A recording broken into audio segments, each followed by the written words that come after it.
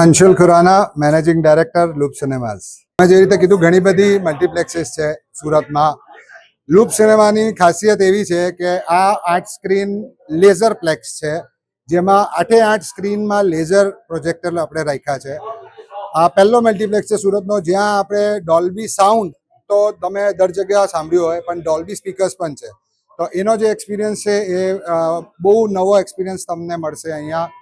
આખા ફૂડ નો એક્સપિરિયન્સ અલગ આપણે મૂકવામાં આવે છે. There is an live counter, એક કોફીનો કાઉન્ટર આપણે સ્પેશિયલી ધ બ્રૂ લેબ કરીને બનાવ્યો છે, જ્યાં તમને ફ્રેશ બ્રૂડ કોફીઝ મળશે, જેનો એક્સપિરિયન્સ એક અનપેરેલલ એક્સપિરિયન્સ છે બીજા મલ્ટીપ્લેક્સ કરતાં.